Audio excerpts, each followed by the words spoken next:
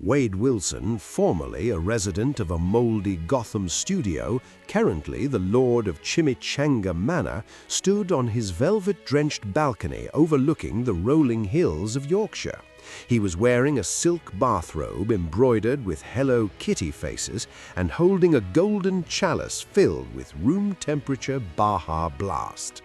"Look at this, fan base!" Wade shouted to the empty air, gesturing at the stone battlements. 10 million batsy bucks well spent. I've got a moat, I've got a hedge maze shaped like a middle finger, and best of all, no roommates named Blind Al or Weasel to steal my moisturizer.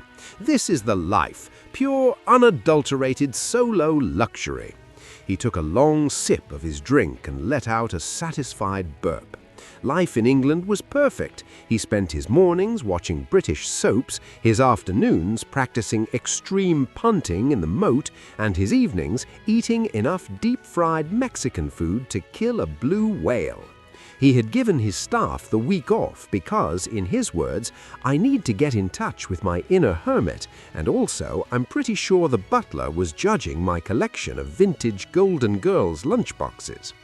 But the English weather had other plans. As evening fell, the sky turned a bruised purple, and a relentless freezing rain began to hammer against the stained glass windows.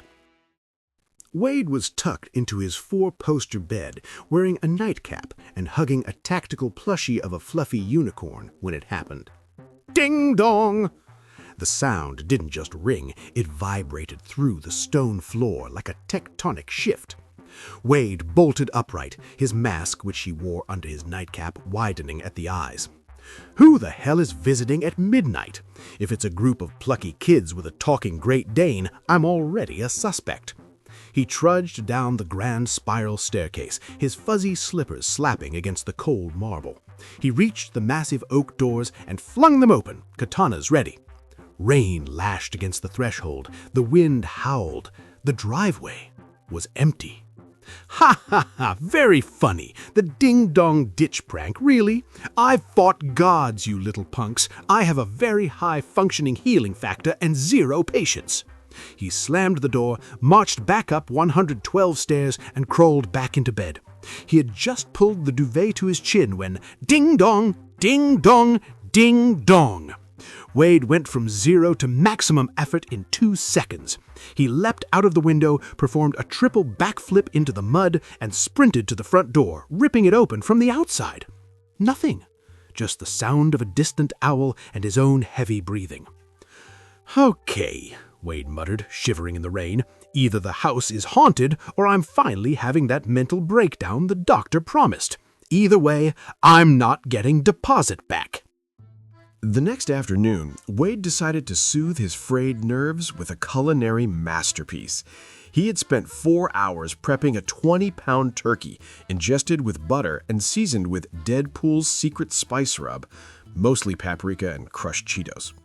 He placed it in the center of the kitchen island, looking at it with misty eyes.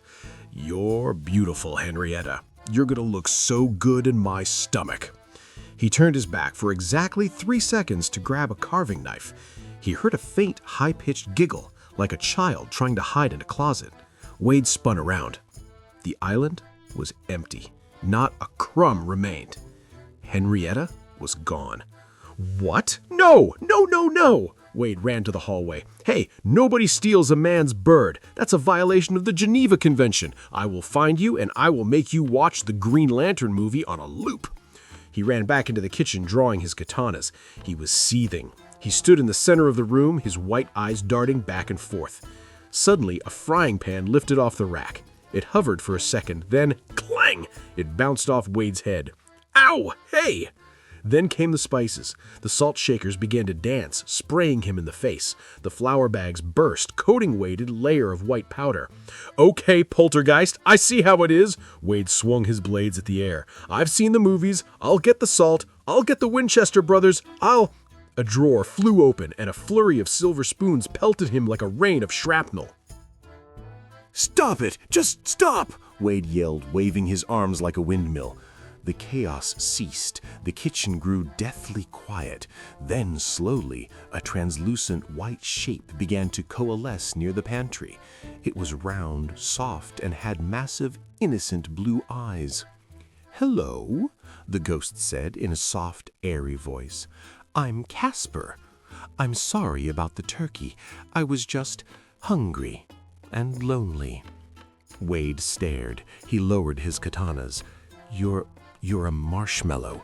I'm being haunted by a Stay Puft Jr.?" "I'm a friendly ghost," chirped Casper, floating closer. "I saw you move in and thought we could be best friends. Do you want to play hide and seek?" "Hide and seek? Kid, you're literally cheating at the molecular level." Wade poked his finger through Casper's chest. It felt like cold mist. "And you stole my turkey. That was a $10 million bird in my heart." "I'll give it back," giggled Casper. Suddenly, the turkey reappeared, hovering in the air, but it began to fly around the room like a UFO. "Get back here, Henrietta!" Wade lunged for the bird. Casper flew through the wall laughing, and the turkey followed. For the next 3 hours, Chimichanga Manor became a house of horrors, comedy style. Wade chased Casper through the library. Casper turned invisible and tripped Wade with a rug. Wade fell face first into a globe. "I'm gonna catch you, you little cloud," Wade shouted, pulling out a vacuum cleaner he found in the closet. "I've seen Ghostbusters. I know how this ends." He turned the vacuum on, but Casper just flew inside the nozzle, traveled through the hose, and popped out of the exhaust, blowing soot all over Wade's red suit. "You're not very good at this," Casper teased, floating upside down on the ceiling. Wade pulled out his pistols and fired warning shots at the ceiling. The bullets passed right through Casper and hit a priceless chandelier, which crashed down right on top of Wade. "Fine," Wade shouted from under the crystals. "You want to play? Let's play." Wade tried everything. He tried to box the ghost. He just punched himself in the face. He tried to lure Casper into a trap made of a cardboard box and a plate of cookies. Casper ate the cookies and left a thank you note. He even tried to sit Casper down for a serious talk about boundaries. "Listen, Casp," Wade said, sitting on the floor covered in flour and soot. "I moved here for peace. I moved here to eat my weight in dough and watch TV. You're ruining my main character energy." "But being a ghost is boring," Casper said, sitting on a floating cushion. "Everyone runs away. You're the first person who stayed to play." Wade looked at the little ghost. He realized something. He couldn't kill Casper. He couldn't stab him, shoot him, or blow him up. And his healing factor didn't help when the enemy was a lonely child made of ectoplasm. "Look," Wade sighed, sheathing his swords. "How about a deal? You stop ringing the doorbell and stealing my poultry, and I'll let you watch Netflix with me. But no Casper movies. That's too meta, even for me." Casper's eyes lit up. "Can we watch the one with the Great British Baking Show? I like the cakes." "Fine, but if you spoil who gets the star baker, I'm calling a priest or a plumber, whichever one handles leaks of the soul." Wade walked back to the kitchen, grabbed the recovered and slightly dusty turkey, and headed to the living room. "Wait," Wade stopped, looking at the fourth wall. "So let me get this straight. I have $10 million, a castle, and now a ghost roommate who looks like a thumb. My life is officially a Saturday morning cartoon. I hope you're happy, readers." As the rain continued to pour over the English countryside, the lights of Chimichanga Manor flickered. Inside, a red-clad mercenary and a translucent ghost sat on a velvet sofa, sharing a turkey and arguing over whether Paul Hollywood's tan was real. Wade Wilson had finally found what he was looking for: unlimited fun. It just happened to come with a side of the supernatural.